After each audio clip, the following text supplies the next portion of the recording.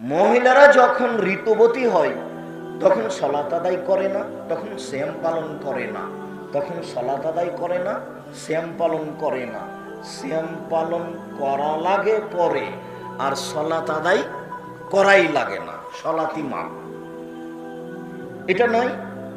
তখন উপস্থিত মহিলাগণ বললেন হ্যাঁ ঠিক। তখন রাসূল সাল্লাল্লাহু আলাইহি সাল্লাম বলছেন এটা তাদের দিনের ঘাটতি। 5-7 দিন সালাত আদায় করলো না, তো ওযু করলে নেকি হয়, সালাত আদায় করলে নেকি হয়। তাহলে গড়ান প্রতি মাসে যদি 7 দিন করে বাদ যায়, তাহলে বছরে কত দিন বাদ যায়? 84 দিন বাদ যায় শুধু ইবাদত। স্বামী পাশে ইবাদত করছে, ও করতে পারে না সালাত, এমনি তাসবিহ তাহলিল জিকির আজকার কোরআন তেলাওয়াত করতে পারে। ঋতুবতী অবস্থায় কোনো সমস্যা নেই। আগে তো অনেক কঠিন ছিল, ঋতুবতী মহিলারা কোরআন মাজিদ পড়বে, তাসবিহ তাহলিল করবে, জিকির আজকার করবে, সবকিছু করবে, সালাত আদায় করতে পারবে না, আর তওয়াফ করতে পারবে না, কাবা ঘরে হজ করতে গেলে, উমরা করতে গেলে। আরেকটা বলি, এইটা আপনাকে মেনে নিতে হবে, কোনো উপায় নাই। আয়েশা রাদিয়াল্লাহু তাআলা আনহা হজ করতে গিয়ে এক পর্যায়ে বসে কাঁদছেন। তো আল্লাহ রাসূল বলছেন লেমা তাবকি আহিস্তে, আরে তুমি কাঁদছো কেন, তুমি ঋতুবতী নাকি? বলছে হ্যাঁ, আপনারা সবাই এখন তওয়াব করবেন, ইবাদত করবেন, আর আমি এখন করতে পাবো না, এই জন্য আমি কাঁদছি। তখন আল্লাহ রাসূল বলছেন কি করার আছে বলো। আদমের মেয়েদের উপরে এটা আল্লাহ ফরজ করে দিয়েছে, প্রতি মাসে ঋতু হবেই, হাইজ হবে এক সময় পর্যন্ত, তোমার কিছু করার নেই। এখন তুমি তওয়াব করো না, সালাত আদায় করো না, হাজিরা যা করে তাই করো। হাজিরা সুবহানাল্লাহ বলে, বলো।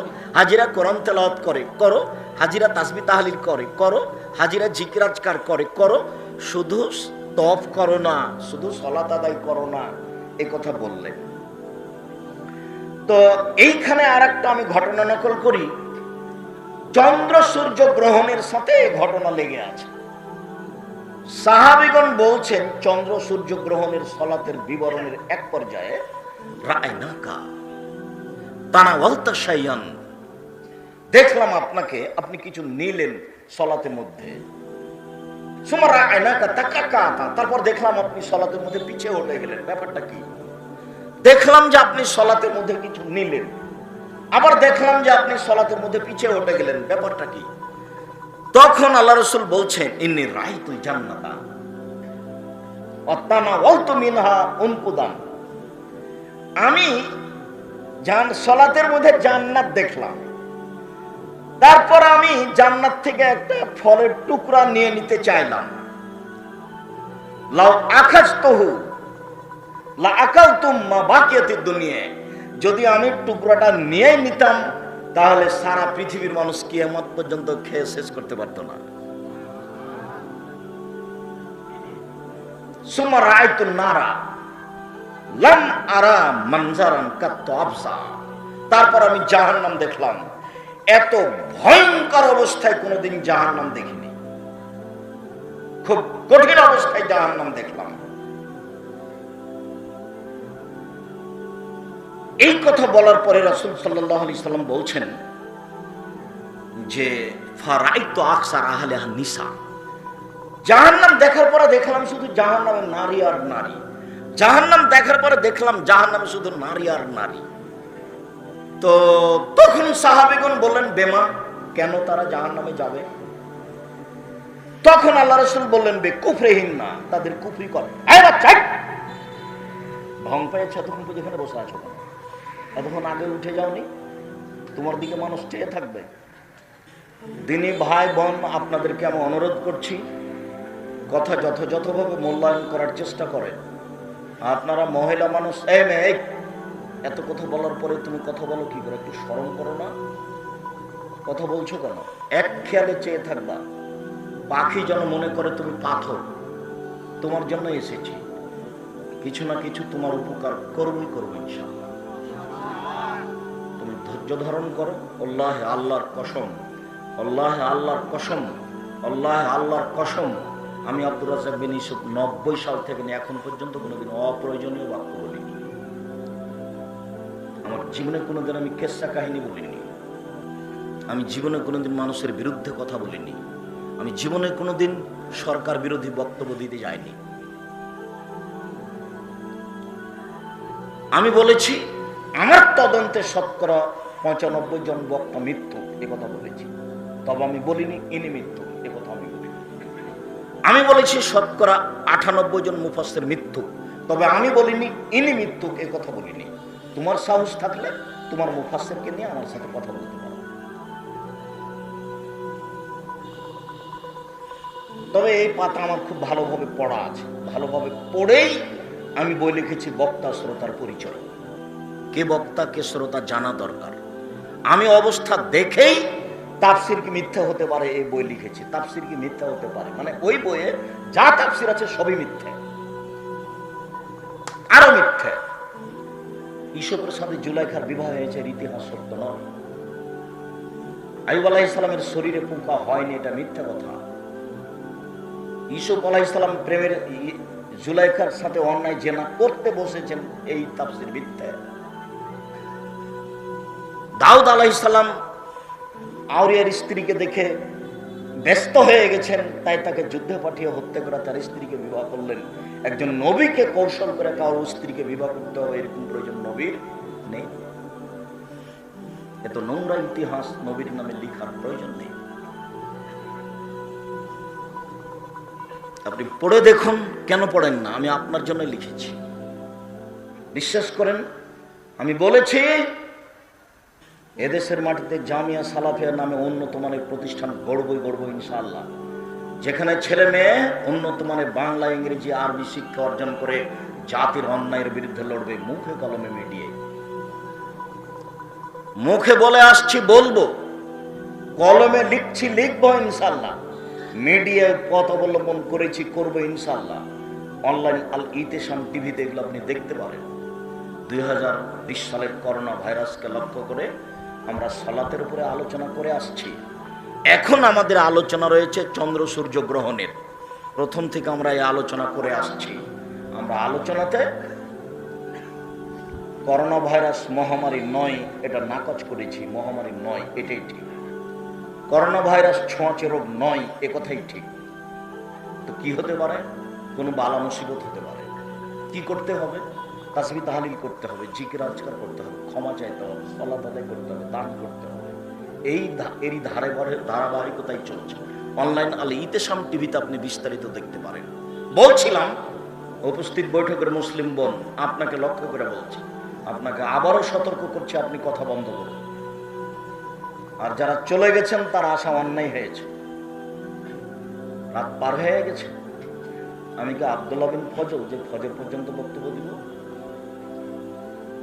আপনি আসলেনই বা কেন আর গেলেনই বা কেন? আর দেবরের মোটর সাইকেলে এসে ধর্ম দেখায়েন না, ওই ঢঙ্গের প্রয়োজন নেই। বোরখা পরে প্রেম করিয়েন না। বড় মোবাইলে দেখে ল্যাংটা মেয়ে দেখে তাহাজ্জুদ করে জান্নাত কেনার চেষ্টা করিয়েন না। মোবাইলের আর একটা নাম হলো জাদু। মোবাইলের আর একটা নাম হলো জাদু। পায়খানাতে মানুষ মোবাইল নিয়ে যায়।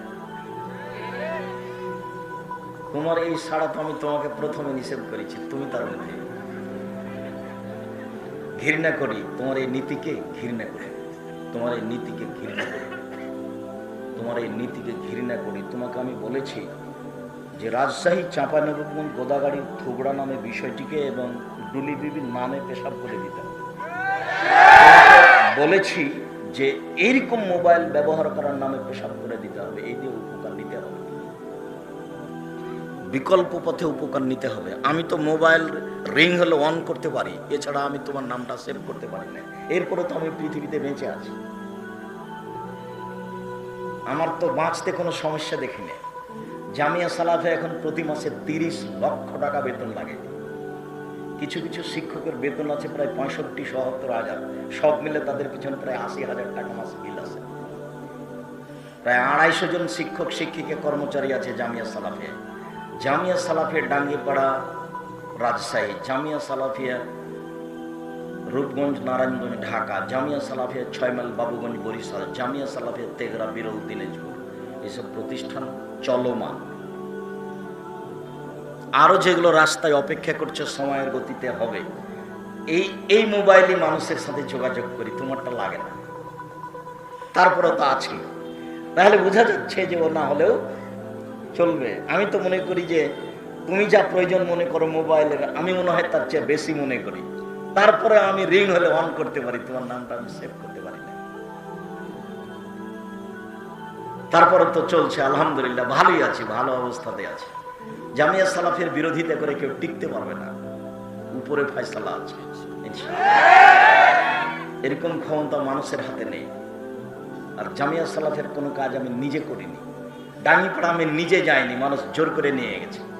রূপগঞ্জ নারায়ণগঞ্জ আমি নিজে যাইনি, মানুষ জোর করে নিয়ে গেছে। 6 মাইল বরিশাল বাবুগঞ্জ আমি নিজে যাইনি, জোর করে নিয়ে গেছে। তেঘরা বিরল দিনাজপুর আমি নিজে যাইনি, জোর করে নিয়ে গেছে। জামিয়া সালাফের ডাঙ্গিপাড়া পবা রাজশাহী প্রায় 26 বিঘা জমির উপরে। জামিয়া সালাফের রূপগঞ্জ নারায়ণগঞ্জ প্রায় 51 বিঘা জমির উপরে।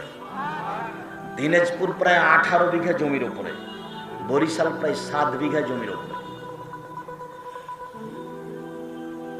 আরো সবগুলো সময়ের অপেক্ষায় আছে।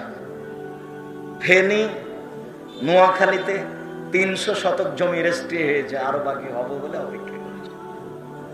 চট্টগ্রাম শহরে একবারে মেন শহরে, হালি শহরে 10 কাঠা জমি রেজিস্ট্রি হয়েছে, একবারে মেন শহরের ভিতরে। সময়ের অপেক্ষায়। আমি অন্য কিছু দাবি রাখি না, আমি বলেছি দোয়া করতে হবে। এই বলে যে আল্লাহ তুমি জামিয়া সালাফে কবুল করো, এইটার প্রয়োজন। এটা না হলে কোনোটা ভালো হবে না। উপরে কবুল হয়ে গেলে সব ঠিক, আর উপরে যদি একবার নড়চড় হয়ে যায় সারা দুনিয়া লেগে কিছু করা যাবে না। যার জন্য ওইটা প্রয়োজন। সম্মানিত দিনী বোন, আপনাকে আবার বলছে, একটু খেয়াল করেন। যখন আল্লাহ রাসূল বললেন যে আমি জাহান্নামে দেখি শুধু নারী আর নারী, তো সাহাবীগণ বললেন কেন? তো আল্লাহ রাসূল উত্তরে বললেন বেকুফরিহিন্না, তাদের নাফরমানির কারণে। তখন সাহাবীগণ বলছেন একফুরনা বিল্লাহ, তারা কি আল্লাহর নাফরমানি করে? শুনেন জিজ্ঞাসাটা দেখেন। সাহাবীগণ বলছেন তারা কি আল্লাহর নাফরমানি করে? তখন আল্লাহ রাসূল বলছেন না, ইয়াকফুরনা লাশিরা, তারা স্বামীর নাফরমানি করে।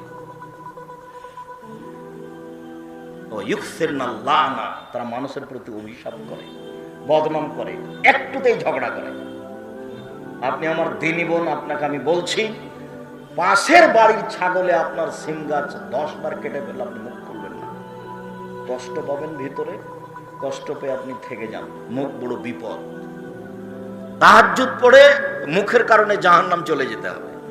একদা আল্লাহ রাসূল বলছেন হাল তাদরি মা ইয়াকুবুন নাসার নারা, সঙ্গী সাথে বলতে পারো মানুষকে পিছন দিক থেকে ধাক্কা মেরে জাহান্নামে নিক্ষেপ করে কি? সঙ্গী সাথে বলতে পারো মানুষকে পিছন দিক থেকে ধাক্কা মেরে জাহান্নামে নিক্ষেপ করে কি? সঙ্গী সাথে বলতে পারো মানুষকে পিছন দিক থেকে ধাক্কা মেরে জাহান্নামে নিক্ষেপ করে কি? এই কথা বলতে বলতে ফাঁকা দিলে সালাম রাসূল সাল্লাল্লাহু আলাইহি ওয়াসাল্লাম জিভাটা ধরে নিচ্ছেন। জিভা, এই জিভা মানুষকে পিছন দিক থেকে ধাক্কা মেরে জাহান্নামে নিক্ষেপ করে। মহিলা মানুষ কার সাথে যে কি বললেন, সব খালি অভিশাপই হয়ে গেল। শেষে তাহাজ্জুদ টিকলো না, শেষে হজ উমরা কিছুই টিকলো না। অভিশাপ বদনাম মানুষের সাথে জড়িত পাপ।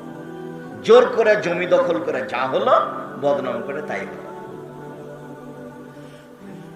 ছেলেকে এক ছেলেকে জমি দিয়েছে, আর এক ছেলেকে দেয়নি, এতে যা পাপ হলো, বদনাম করে তাই হলো। যার জন্য বলেছি মানুষের জীবনে 4টে জরুরি কাজ, মনে নাই মনে হয়। 1 5 ওয়াক্ত সালাত, 2 হালাল রুজি, 3 কোরআন তেলাওয়াত, 4 জরুরি প্রয়োজন ছাড়া 2 জন যেখানে বসে আছে সেখানে বসবা না, আড্ডা পিটবা না, জীবন কারোর সাথে বসে গল্প করবো না। বসে গল্প করাই জায়েজ নয়। সেখানে কোনো সময় কারো বদনাম আসতে পারে, কারো বিরুদ্ধে কোনো কথা আসতে পারে। দলীয় ক্ষমতা দেখিয়ে, দাপট দেখিয়ে জান্নাত কেনার চেষ্টা করবেন না কেউ। ফেরাউন ডুবে গেছে, ফেরাউন ডুবে গেছে, নিরুপায় হয়ে ডুবে গেছে। পৃথিবীতে নিরুপায় আছে মানুষের। কেউ যদি পৃথিবীতে মানুষের নিরুপায় দেখতে চায়, তাহলে দেখতে পারে খুলনার অঘোষিত সম্রাট এরশাদ শিকদার।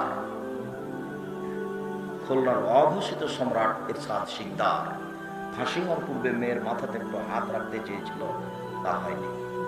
এ যদি পৃথিবীতে নিরুপায় দেখতে চাই, তাহলে দেখতে পারে রাতে রাতে দেশ দখল করেন প্রেসিডেন্ট সাদ্দাম। পৃথিবীতে নিরুপায় আছে মানুষের। ফিরআউন পৃথিবীতে এমন ভাবে ডুবে গেছে যার আশ্রয়ের কোনো পথঘাট ছিল না। ক্ষমতা দেখিয়ে, দলীয় দাপট দেখিয়ে, অর্থের ক্ষমতা দেখিয়ে, বিদ্যার ক্ষমতা দেখিয়ে মানুষকে অপমান করে খাটো করে এক সন্ধ্যা বাঁচার চেষ্টা করে না, ভুল সিদ্ধান্ত। আপনার একটা চরিত্র বলে যায়। রাসূল সাল্লাল্লাহু আলাইহি ওয়াসাল্লাম বলছেন যে আলা আদুল্লুকুম, আমি তোমাদের একটা কথা বলে দিই যার উপরে জাহান্নাম হারাম, যে জাহান্নামের জন্য হারাম। আলা কুল্লে হাইয়িন লাইয়িন করিবিন সাহালিন, নরম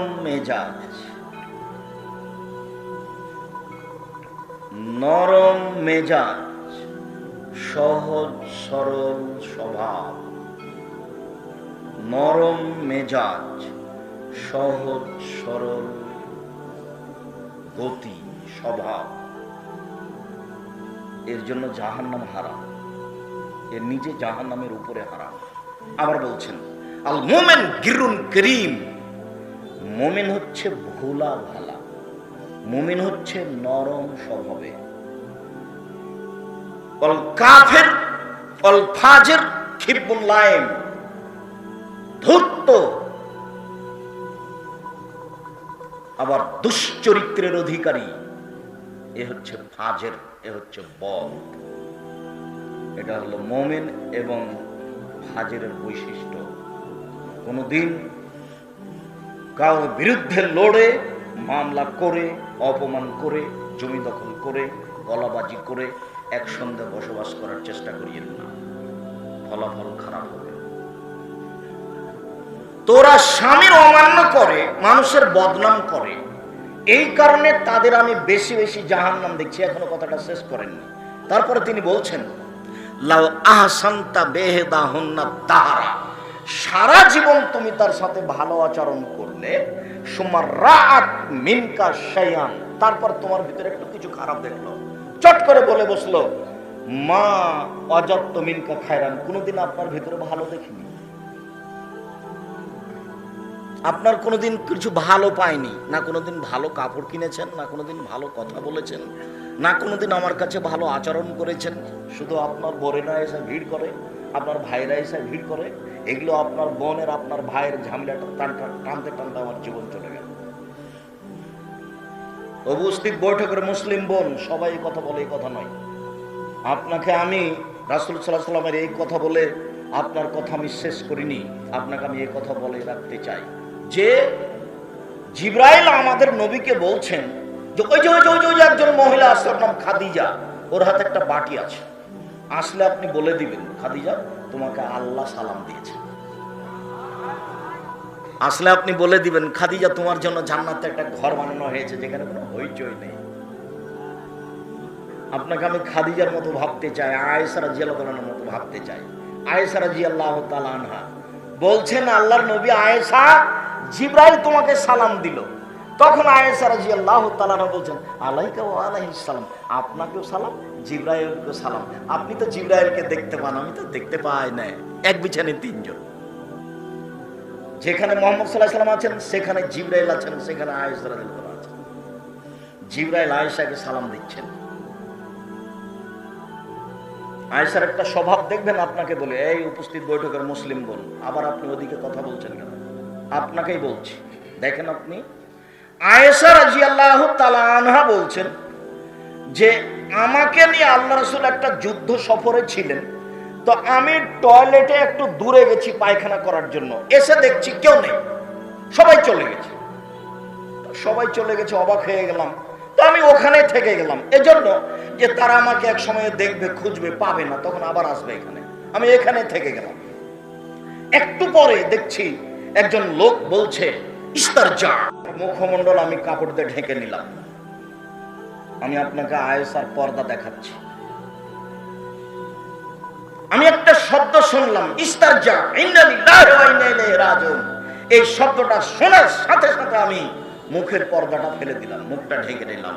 এই কথা আয়েশা রাদিয়াল্লাহু তাআলা আনহা বলেন। আবার আপনাকে বলি, আয়েশা আয়েশা রাদিয়াল্লাহু তাআলা আনহা বলেন যে আমার স্বামী মুহাম্মদ সাল্লাল্লাহু আলাইহি ওয়াসাল্লামের কবর হলো আমার ঘরে, যেখানে আমি শুয়ে থাকি বিছানায়, সেখানেই হলো মুহাম্মদ সাল্লাল্লাহু আলাইহি ওয়াসাল্লামের কবর। আমি কবরের পাশে এমনিতেই যাই, মাথায় কাপড় আছে না আছে অত বিবেচনা করি না।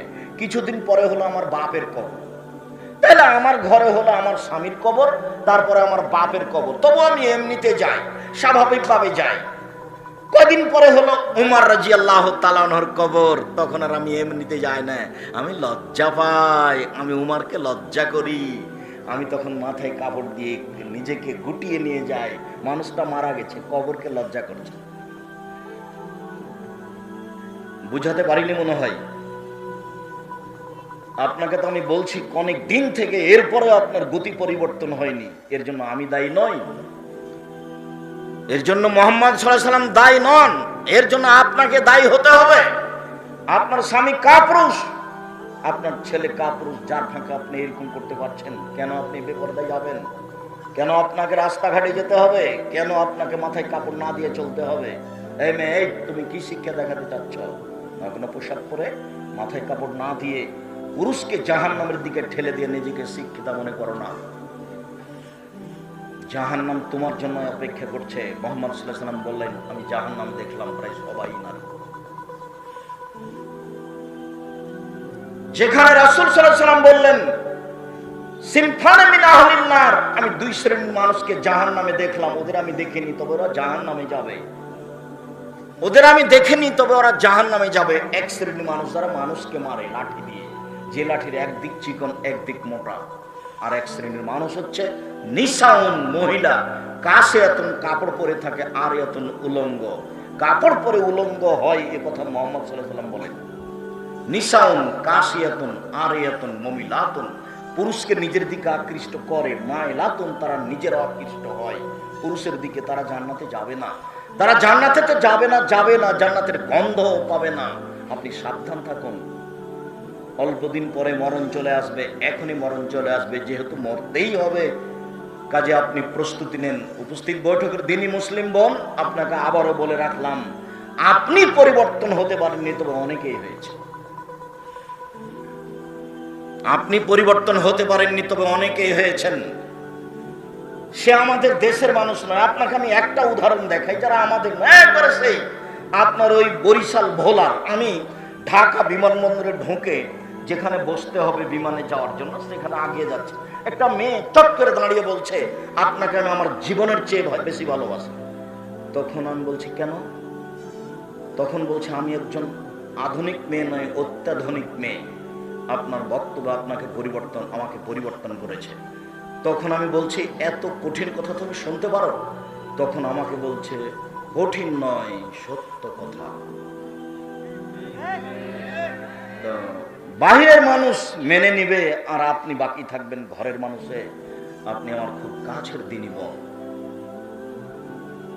আর আপনাকে লক্ষ্য করে এসেছি, বুঝতে ভুল করিয়েন না। দেখুন ভুল হচ্ছে, দেখুন ভুল হচ্ছে, দেখুন ভুল হচ্ছে। চাঁপাইনবাবগঞ্জের ভাষায়, হাত থেকে ঢেল ছুটে গেলে যেমন ঢেল ধরা যায় না, শ্বাস বন্ধ হয়ে গেলে তেমনি পাপের প্রতিকার করা যায় না।